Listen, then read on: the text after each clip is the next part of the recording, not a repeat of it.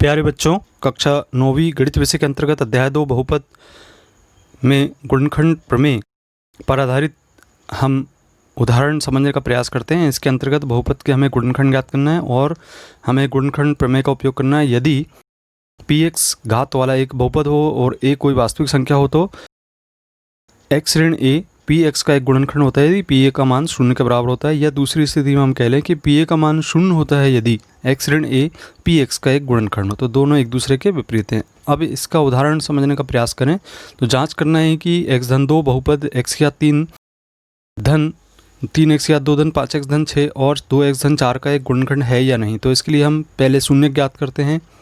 x धन 2 बराबर 0 लेते हैं तो x बराबर ऋण 2 प्राप्त हो जाएगा। हम px मान लेते हैं बहुपद को और ऋण 2x के स्थान पर रखते हैं।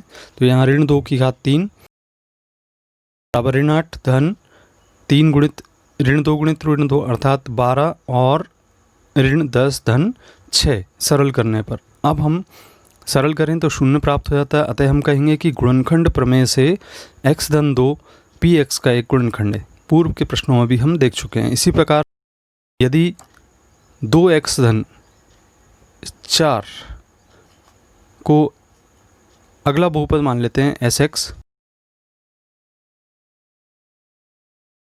यहाँ पे भी x के स्थान पे ऋण 2 रखने पर तो ऋण 2 रखेंगे हम 2 गुणित ऋण 2 और धन 4 सरल करेंगे तो ऋण 4 धन 4 प्राप्त होगा, जिसे जोड़ने घटाने पर हमें 0 प्राप्त हो जाएगा।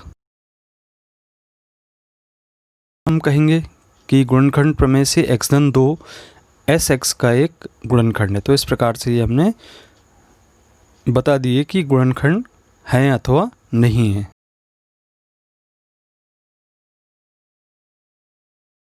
तो उदाहरण क्रमांक 12 के अनुसार यदि x ऋण 1 4x की घात 3 धन 3x की घात 2 ऋण 4x धन k का एक गुणनखंड है तो k का मान हमें ज्ञात करना है। इसके लिए हम पुनः एक बहुपद मान लेते हैं px बराबर 4x की घात 3 धन 3x की घात 2 ऋण 4x धन k।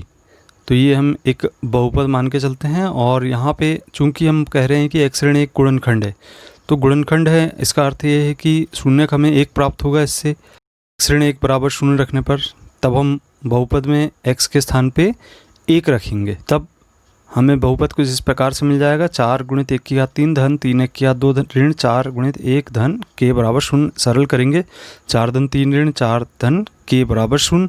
4 से 4 कैंसिल, तो यहाँ पक्षांतर करने पर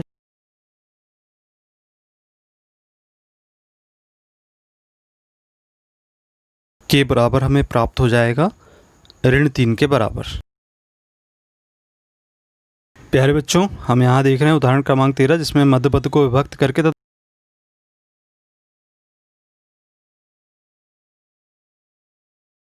6x की घात 2 धन 17x धन 5 का गुणनखंड ज्ञात करना है। तो यहाँ पे हम बहुपद जो ज्ञात है 6x की घात 2 धन 17x धन 5, उसके हम मध्य पद 17x इसके गुणनखंड निकालना होगा। तो चूंकि पहला और आखिरी पद जो है 6 और 5 ज्ञात है हमें, तो 6 पंचे 30 होता है। अब हम 30 को संभावित जो इसके गुणनखंड हो सकते हैं इस प्रकार से हो सकते हैं। इसे लिखा जा सकता है 1 गुणित 30, या इसे लिखा जा सकता है 2 गुणित 15, या इसे 3 गुणित 10 लिखा जा सकता है, अथवा इसे लिखा जा सकता है 5 गुणित 6। तो ये इसके संभावित गुणनखंड होंगे। अब हम इनमें से कोई एक ऐसी जोड़ी चयनित करेंगे जिसका कि योग 17 के बराबर आए, मध्यपद के बराबर, और गुणा करने पर 30 के बराबर आए।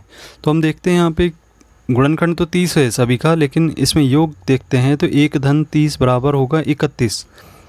इसी तरीके से 2 धन 15 बराबर होगा 17 और 3 धन 10 बराबर होगा 13 और 5 धन 6 बराबर होगा 11।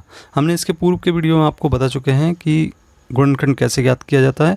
डिस्क्रिप्शन में आपको मिल जाएगी इसकी लिंक।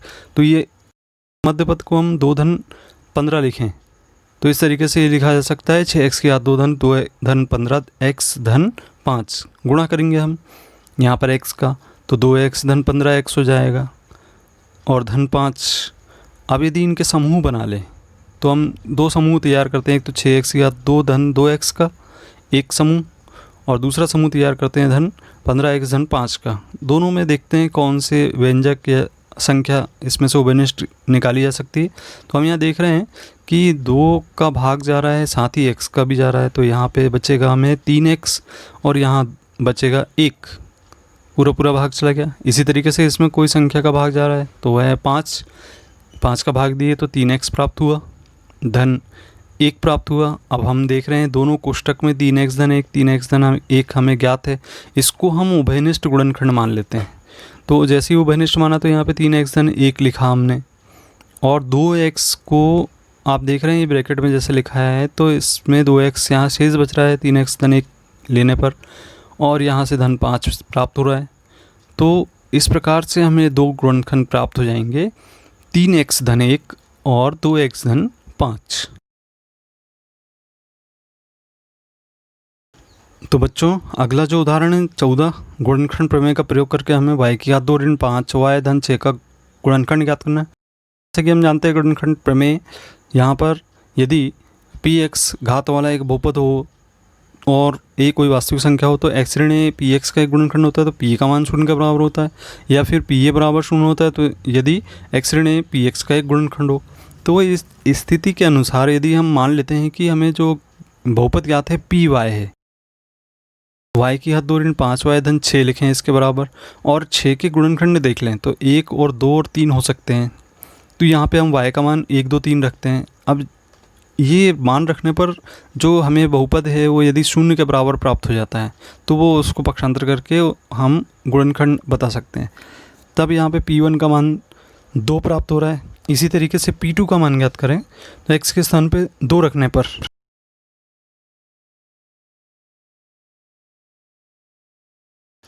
तो 2 की घात 2 बराबर 4 ऋण 10 धन 6। इसको सरल किए तो 6 और 4 10 में से 10 हम घटाएंगे 0 प्राप्त होगा। इसका मतलब ये है कि p y के स्थान पे 2 रखने पर 0 प्राप्त हो रहा है। तो कहना चाहिए कि y ऋण 2 1 इसका गुणनखंड है। प्रकार से यदि हम 3 रखें y के स्थान पे, तब 3 रखने पर स्थिति क्या होगी, 3 की घात 2 ऋण 5 गुणे 3 धन 6, तो 3 की घात 2 का अर्थ है 3 तिया 9 और ऋण 5 तिया 15 और धन 6। तो यहाँ पे 9 और 6 15 हो गया, और 15 में से 15 हम घटाए तो 0 प्राप्त हो गया। तो इस प्रकार से py का मान भी 0 हो गया, इसलिए हम कहेंगे कि y ऋण 3 एक गुणनखंड है। इस प्रकार से y ऋण 2 और y ऋण 3 दोनों ही इसके गुणनखंड हो गए। तो ये गुणनखंड प्रमेय से हमने ज्ञात कर लिया इसके गुणनखंड क्या हो सकते हैं। तो प्यारे बच्चों अगला जो प्रश्न है हमें उदाहरण क्रमांक 15, जिसमें x की घात 3 ऋण 23 x की घात 2 धन 142 x ऋण 120 का हमें गुणनखंड ज्ञात करना है। बहुत ही सिंपल है इसका गुणनखंड ज्ञात करना है। इसमें यदि मान लेते हैं कि ये बहुपद px है, तब गुणनखंड प्रमेय से हम देखते हैं कि x बराबर 1 पे ये पूरा बहुपद 0 हो जाता है, यानी x के स्थान पे जैसे ही हमने 1 रखा तो यहाँ सरल करेंगे और हमें प्राप्त होगा 1 की घात 3 अर्थात 1 ऋण 23 धन 142 ऋण 120, तो 143 ऋण 143 प्राप्त हो गया। इससे हम कैंसिल करके 0 प्राप्त हो जाएगा। तो हम कहेंगे कि x ऋण 1 1, यहाँ पे x बराबर 1 का हम पक्षांतर करें तो हमें क्या होगा, x ऋण 1 प्राप्त होगा। तो ये एक गुणनखंड कहलाएगा। तो इस बहुपद का x ऋण 1 गुणनखंड, तो इसको हम 3 बार लिख लें,